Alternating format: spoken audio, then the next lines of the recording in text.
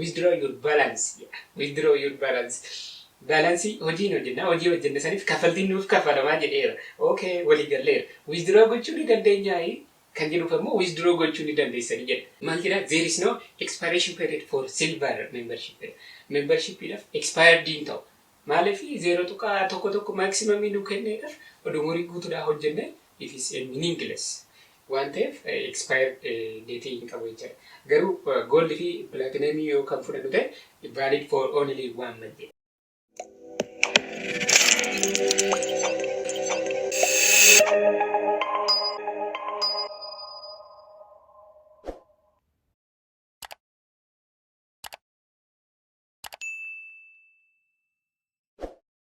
Tolega hordoftoonni channelii koo akkam jirtan isiniin jedha. Kana dura viidiyoo adda addaa isiniif dhiyeessaa kanan ture. Deebi'aa immoo jidduudhaan adda kukkuteera. Sababni isaas hojiiwwan karaa cinaan xiqqoo waan natti baay'ateef jechaadha. Har'a immoo viidiyoo biraatu isiniif qabadhee dhufe. Innis maalidha egaa?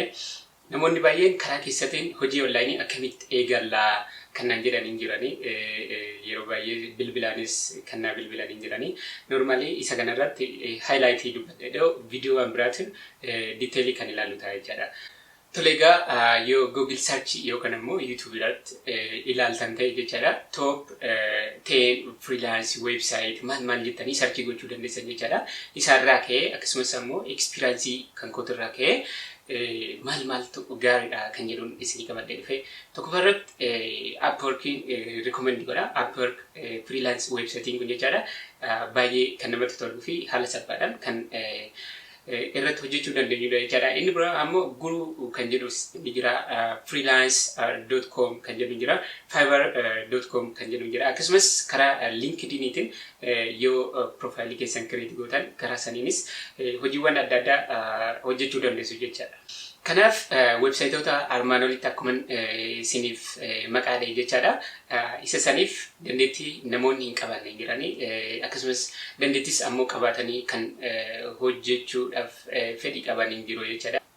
Hunda keessaniifuu jechaadha namoonni hundi keenya yookaan namoonni hundi dandeettii mataa isaanii qabanii egaa inni guddaa maalidha kan barbaachisu fedhiidha. Fedhii qabaannaan dandeettii keenya guddisnee hojii eegaluu dandeenya jechaadha. Akkasumas dandeettis yoo kan hin qabaanne ta'e fedhii yoo kan qabaannu ta'e ammoo freelance free course kan jedhamanii jiranii isa san barannee sana booda hojii keenya eegaluu dandeenya jechaadha. Har'a egaa kanan isiniif qabadhee dhufe ammoo bifuma kana kan fakkaatu jechuunis online freelance website waliin kan wal fakkaatu jechaadha. Garuu ammoo adda garaagarummaa guddaa kan qabu fi hojii karaa salphaadhaan irratti hojjechuu kan dandeenyudha jechaadha. Kanan isinii qabadhee dhufe. Inni kun akkamitti ta'a yoo jenne karaa lamaan kan ta'udha. Fakkeenyaaf dandeettis hin barbaachisu kanan qabadhee isinii dhufe jechuun taayimii qofa kan gaafatu jechaadha. Yeroo qofa kan gaafatu yeroo qabaannaan adumarra kaatanii hojjechuu dandeessu jechaadha. Inni biraa ammoo invest gochuudhaan kan hojjechuu dandeenyudha jechaadha. Inni kun maalidha? Pyramid scheme yookaan pyramid trading wajjin kan wal qabatu jechaadha. Yeroo ammaa kana haala gaariidhaan kan babal'achaa jiru normally karaa cryptocurrency kan wal qabatu jechaadha. Pyramid trading kan jedhamu kun egaa namni jalqaba invest godhe kun nama lammataas ni galcha nama sadaffaas maal jedhet namni tokkoffaarra gale sun jechaadha qarshii karaa ittiin argatudha kan ta'u yoo ta'u garuu ammoo namoonni dhumarra kan galan karaa ittiin miidhaman kan ilaallu ta'a jechaadha. Normally mataa isaa danda'e kun kan qabudha. Pyramid scheme yookaan gara cryptocurrency kana kan wal qabate guyyaa biraa viidiyoo biraatiin kan isinii qabadhee dhufu ta'a jechaadha. Har'a kan ilaallu ammoo Star Click kan jedhamu jechaadha. Website Star Click waliin kan wal qabatedha. Tole egaa Star Click kun egaa maalidha yoo kan jennu ta'e dandeettii hin barbaachisu. Taayimii qofa yeroo qofa nu barbaachisa. Isa kana kan ilaallu ta'a jechaadha. Star Click namoonni baay'een ni dhageessan jedhee yaada. Faayidaas ni qaba akkasumas ammoo faayidaa dhabeessas jechaadha. Namoonni baay'een haala kanaan qarshii arganne maal jedhan isa dhugaa ta'uu fi dhugaa ta'uu isaa inni ilaalla jechaadha viidiyoo amma kanarratti. Kanaaf normally ani recommend isinii godhu jechaadha waan kana. Maaliif it is fake Kanaafuu istaar kilikii kana amma tokko lamaan kan ilaallu ta'a jechaadha. Withdraw ni goona moo hin goono akkasumas wanni kun dhuguma moo dhugaa miti maal kan jedhu weebsaayitii isaanii irratti wanna barreeffame tokko lamaan kan dubbisnee ilaallu ta'a jechaadha. Sana booda gara decisionii mataa keenya yookaan murtee mataa keenyatti deemna isin jedha kallattumaan gara viidichaa. Tole egaa amma kallattiidhumaan gara weebsaayitii isaaniitti yoo kan deemnu ta'e weebsaayitiin isaanii starclick.com kan jedhu kana ta'a. Official weebsaayitii qabanii isa kana sign up godhaniitoo hojjechuun ni danda'ama jechaadha. Isa dura garuu tokkoon isaa ilaalla maaliif sign up gochuu dandura wantoota baruu qabnu ni jira waan ta'eef jechaadha. Galmaa'uudhaan dura maalidha? Waan lamatu jira. Tokkoffaa akka publisheriitti galmaa'uu dandeenya jechaadha. Warroota publisheriitti waan jennu ta'e beeksisni adda addaa ni maxxanfama. Beeksisa san maxxansuudha jechaadha. Hojiin keenya kilikii goonee maxxansuudha. Inni itti aanu garuu akka advertaayiziitti yoo kan fudhannu ta'e inni kun maalidha? Fakkeenyaaf weebsaayitii mataa keessanii ta'uu danda'a. Supermaarkeetii mataa keessanii ta'uu danda'a. Buustii gochuudhaaf beeksisa adda addaa irratti beeksisuudhaaf kan irratti galmoofnu jechaadha. Inni kun garaagarummaan isaanii asirratti kaa'eera haalani. Inni kun maal jedha? Start working now, earn money and get paid online jedha. Kanaaf harumarraa kaanee hojjechuu dandeenya jechaadha akka publisheriitti. Advertising yoo kan fudhannu ta'e advertise your website jedha. Websaayitoota kan keessan yoo kan qabattan ta'e advertise gochuu dandeenya jechaadha. Inni lammaffaan maal jedha? Get paid instantly jedha. Get paid instantly kun egaa kaffaltii hoggasuma argattanii jedha. Dubbii qabdi wanti kun beektanii maalidha isinitti fakkaata? Wanti kun dhugumaa moo dhugumaa miti kan jedhu kan ilaallu ta'a jedha. Qabatamaadha nama. Inni bira akka advertaayiziitti yoo kan galmooftan ta'e maalidha? Improve your site SEO kan jedhu kana ta'a jechuudha. Inni kan biraa immoo gara publisheriitti yoo kan dhufnu ta'e withdraw your balance jedha. Withdraw your balance. Baalaansii hojii hojjenna saniif kaffaltiin nuuf kaffalamaa jedheera. Okay, walii galleera. Withdraw gochuu ni dandeenyaa kan jedhuuf ammoo withdraw gochuu ni dandeessanii jedha. Withdraw gochuun ni danda'ama. Garuu akkamitti goonaa kan jedhu egaa chaalenjii mataasaa qaba jechuudha.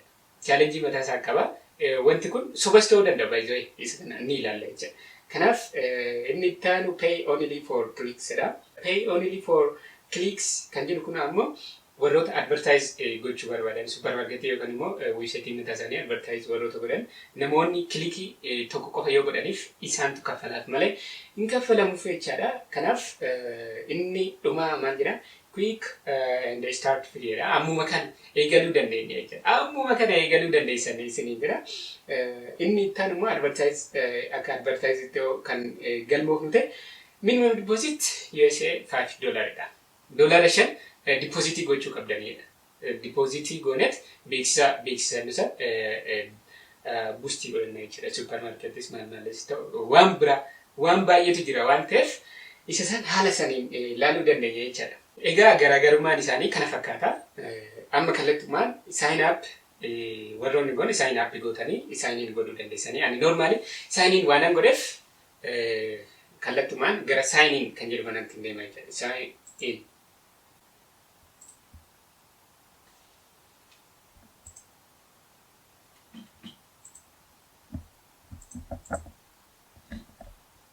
Egaa sign in egaan godheen booda isa kanatu isinii dhufa. Waa'ee akkaawuntii kan kooti isiniif ibsuuf fayyala. Publisher akkaawuntii tan galmaa'e isa san immoo silver kan jedhu ta'a jechuudha. Silver waan sadiitu jira. Silver, gold fi platinum kan jedhu kana jechuudha. Silverii yoo kan ilaallu ta'e beeksisa haga 11 qofa kan argannudha jechuudha. Maaliif 0.1 $1 qofa arganna asirratti. Osoo waggaa guutuudhaayyuu jireenya keenya guutuudhaayyuu osoo hojjenne wanni kun faayidaa hin qabu. Really dhuguma dubbachuudhaaf jechaadha. Kanaaf wanni kun ni kaffala maal jedhanii yuutuuboota adda addaa irratti kan galmeessan it is fake real no bakka real no fakeidha kun waan ta'eef yoo barbaaddan gara gold memberiitti guddisuu dandeessanii yookaan immoo platinum guddisuu dandeessan. Actually platinum biyya keenyaaf hin jiru waan ta'eef gara golditti carraa gara gold membershipitti guddisuu qabdan jechaadha. Tole egaa har'a egaa kan beeksisa shannaa kenne PPC ads kan jedhu kana shannaa kenne isa kanarratti yoo kan ilaallu ta'e maalidha beeksisa shantu jira 1 2 3 4 5 isa kana kilikii yoo kan goonu ta'e 0.1 01 nu kenna jechaadha. Doolaara 0.01 nu kenna. Anamma kana argadhu 0.05 ta'a jechaadha doolaara. It is meaningless. Gatiin qabu jechaadha ciruma isaa kun. Yaaduma gatii nuuf kafala maal kan jedhu kun jechaadha. Kanaaf mee amma kallattumaan waliin goonee haa ilaallu. Kilikii yoo goone kallattiidhumaan asirratti nu dabala jechaadha. 29.04 ture 05 ta'a. Amma 06 ta'a yoo kan ilaaltan kana ta'e. Gara kanatti yoo kan deemnu ta'e 06 ta'a jechaadha. 0.01 nu kafala isiniin jedhee jira. Kanaaf isa san hunda isaa hojjennee haa xumurru amma lama qofatu nu hafe.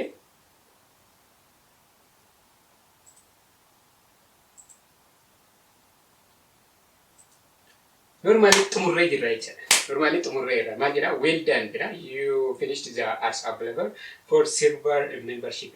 Shan qofa jechaadha. Amma maaltu ta'e 29.09 doolaaraan qaba jechaadha baalaansii kana.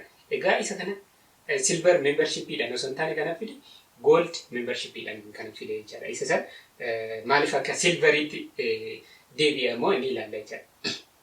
So amma namoonni baay'een doolaara haga kana maximum 0.1 guyyaatti maximum beektan maximum ila waan ta'eef isa kana yoo argattan guyyaadhaan yoo kan hojjettan ta'e umurii keessan guutuu soo hojjettan ta'e faayidaa isin qabu waan ta'eef upgrade gochuun dirqama ta'a jechuudha.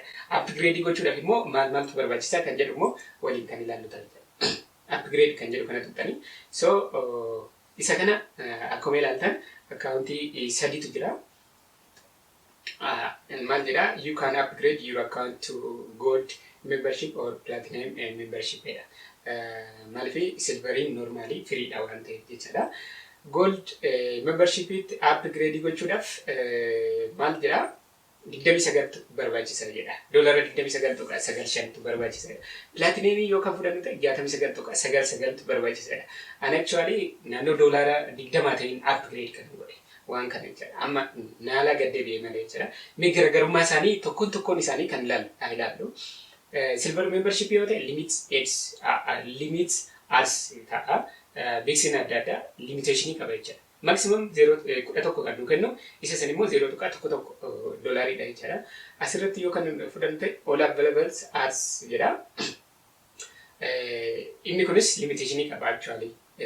Maalifi maximum kan nu kennuu danda'u hin jira. Aga doolaara 5 jedha. Isa san immoo akkamitti hojjennaa kan jedhu immoo waliin kan ilaallu ta'a jechaadha. So platinum yoo akka fudhannu ta'e subpart arts jedha. Yoo gara silveriitti kan deemnu ta'e from 0.01 per click jedha. Clickii tokkotti 0.01 doolaarii arganna jechaadha. The same dha gold dhaafis garuu immoo platinumidhaaf 0.02 doolaara per clickii irratti arganna jedha. Isa sanaan waan ani gooneef maybe dhugaas ta'uu danda'a sobas ta'uu danda'a actually biyya keenyatti waan available waan hin taaneef jechuudha. Egaa limited payout kan jedhu jira. So okay inni itaan ammoo gara gold memberiitti kan dhufnu ta'e submit payout weekly dha. Isa kana gaafuma dubbiin asirradha wanni kun maalifi dhuguma wanni kun weekly baasachuu dandeenya qarshii kan jedhu jechuudha. Kan ilaallu ta'a jechuudha. Dhuguma wanni kun baasachuu dandeenya zero maximum doolaara 5 nu kenna. Doolaara 5 san immoo carraa tokko qofa argachuudhaaf baay'ee. Doolaara 5 argachuudhaaf carraa tokko qofa qabna. Carraa san misii goota sii dhumate bakka wanni akkasii hin jiru jechuudha. Kanaaf yookaan gatiin ati upgrade goote sun ni bada jechuudha. So isa kana fakkaata. No payout request limitedha. Guyyuma barbaadde upgrade gaafachuu dandeessa. Qarshii keenya baasachuu dandeenya platinumidhaaf. Platinum irratti isa silveriitti yoo kan dhufnu ta'e no transfer commission jedha. Okay. Inni taan ammoo 2 weeks payout release dha. Inni taan no HTML dha. Silver irratti no HTML dha.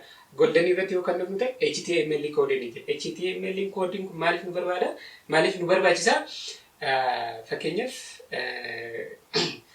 aarsiin nu kennu yookaan beeksisa adda addaa kan nu kennu maximum ni jira. Isa sana ammoo HTML keenya nu kenne san websaayitii keenya keessa galchine gatii fooyyee yookaan immoo gatii fooyyee argachuudhaaf nu gargaara jechuudha. Isa sana akkamitti akka goonu ni ilaalla. Wanti kun HTML kun dhuguma ni hojjetama hin hojjetu kan jedhudha egaa. Normally naaf hojjechuu didee waan nama ajaa'ibu jechuudha. Yeroo tokko qofa na hojjete sana booda yeroo lammataas na hojjechuu dide. Sababni inni hojjechuu dideef ni ilaalla jechuudha isa sanis. So inni taanu sun inni taanu plaatineemiidhaaf zaseemiidha. Normally waan addaan qabu jechuudha. Online supportidha. Hundi isaanii online supportii gochuu danda'an jechuudha. Egaa amma wanti beekuu qabdan kan biraas ni jira. Wanti beekuu qabdan ni jira. Maal jira? More on account upgrade. Egaa dubbiin as hin jira amma fakkeenya maaliif account upgrade process is instantedha. Okay. Account keessan upgrade gochuudhaaf oggosuma upgrade gochuu ni danda'a. Inni sun gaariidha. Nama tursiisu waan ta'eef you will receive a confirmation email once your account is upgraded. Okay, upgrade yoo ta'e account email keessan confirmation isiniif erginedha. Okay, that's great. Inni itti immoo maal jedha? There is no expiration period for silver membership. Membership idhaaf expired din ta'u. Maaliif zero tuqaa tokko maximum nu kenneedhaaf umurii guutuudhaa hojjenne it is meaningless. Waan ta'eef expired date hin qabu jechuudha. Garuu gold fi platinum yoo kan fudhannu ta'e valid for only 1 month jedha. Ji'a tokkoof qofa egaa namoonni maybe yoo son dubbisin kan guutan yoo kan jiraatan ta'e jechuudha. Upgrade yoo godhuu barbaadan ta'e ji'a tokkoof qofa validii kan ta'u jechuudha. Ji'a tokkoof qofa keessatti $50 hojjechuu barbaadan sinii dhumate ammas jechuudha. $50 maaliif gatii sin kaffaltan faayidaan qabu jechuudha. $29.9 kanan upgrade goote ji'a tokko keessatti yoo $50 hin geenne ta'e geessetu yoo hin baasanne ta'e faayidaa hin qabu jechaadha wanni kun. Isa kana fakkaata. Egaa ni gahaa jedhama. Upgrade yoo kan goonu ta'e ni gahaa jedha garuu wanni kun it is hin gahu. It is a fake dha bakka. Wanni kun jechaadha. Wanti beekuu qabdan sin of amansiistanii galuu qabdan. Maaliif kinoo amma ani doolaara meeqan qaba? $29.09 laagee jira amma baasuu hin danda'u garuu. Kunis faayidaa maalii naa qabaree kun yeroo kiyya gubuu malee jechaadha. Kanaaf star clicking hojii nu argamsiisaa yookaan qarshii nu argamsiisaa jettanii warroonni maybe irratti hojjechaa jirtan maybe namoonni isiniif hojjeta jiraachuu danda'a. Garuu anaaf immoo $29 kana ga'e dhaabbateera. Faayiduma naan qabu jechaadha. Maybe upgrade nan godha amma isa kana jechaadha. Isa kana godhuudhaaf ammoo naannoo 0.9 maalitti akkasitti na hafe doolaara akkasii jechaadha. Kanaafuu waan kan upgrade gochuudhaaf guyyaa murtaa'e natti fudhata jechaadha. Yeroo naa geessan immoo ni ilaalla. Kan ilaallu ta'a jechaadha. Upgrade eega godhee booda akkamitti upgrade godha maal kan jedhu kana immoo kan ilaallu ta'a jechaadha. Inni biraa egaa $50 yoo nu ga'e akkamitti baasna warroonni jettan ammoo naannoo kana hin jira balance transfer kan jedhu kana egaa auto payout kan jedhu kana ni ilaalla. Payout kana irratti maal jedha isinitti fakkaate balance withdraw form jedha. Formiiwwan kana ni guuttanii payout method kan jedhu kana hin jira. Payout methodiin kun egaa sin kan qabdan itti galchuu dandeessanii mee amma kan ilaallu maal faadha? PayPal ni jira, okay. Bitcoin ni jira, okay. Bank transfer ni jira, that's great. Kaza Western Union ni jira jechuudha. Isaan kan fudhannee upgrade gochuu ni dandeenya. Garuu mee amma ilaallu Bitcoin dha. Bitcoin address waan guuttee jira. Kanaaf isa san yoo kan ilaallu ta'e transfer amount 50 transfer amount 29 qaba. Yaa 50 minimum jechaadha garuu mee dhuguma moo dhugaa miti kan jedhu kana jecha. Kanaaf warning na kenneera maal jedha you need to reach the minimum payout amount before requesting a transfer jedha. Kanaaf minimum 50 ga'uu si barbaachisaadha. Ani immoo 29 qaba. Ammas upgrading godha. Okay. Isa booda ammas 50 ga'u. Ammas deebi'ee tana upgrade godha. Kun yeroo gubuu ta'a jechaadha. Yeroo gubuu ta'a. Garuu HTML dhaan ni hojjeta. Guyyaa tokko qofa hojjetee kan dhaabame maaliif website mataa kiyya keessa galchee tanan ofuma kiyyaaf kilikii godhe sana booda auto capture waan godhaniif san IP address from the same IP address waan ta'eef fail ta'e jechaadha. HTML kan koo guyyaa ittaan upgrade yoo kan godhu ta'e amma HTML kana bifa fooyyee qabuun galchee maybe $50 nan ga'amoo hanga'u kan jedhu dhuma baay'ee dhuma isaatii yoo kan ga'e okay great. Yonan dollar shantama geecha. Garuu yonan gowwaad nan isa jechaadha hojii kana isa bakka closed meaningless waan ta'eef jechaadha. Kanaaf isa kana fakkaataa isiniin jedha. Gaaffii yoo kan qabaattan ta'e maybe yoo wanti isiniin galle yoo kan jiraata ta'e immoo commenti jalatti naa kaa'uu dandeessu isiniin jedha. Ani garuu waan jechuu barbaadudhuma star clickii recommending godhu ciruma isaa jechuudha. Ciruma isaa recommending godhu waan biraa yaaluu dandeessu. Namoonni immoo isiniif milkaa'e gaariidha jabaadhaa isiniin jedha. Tole egaa viidiyoo kanaan akka waa barattan abdiin qaba. Galatoomaadha. Turtii gaarii isinii.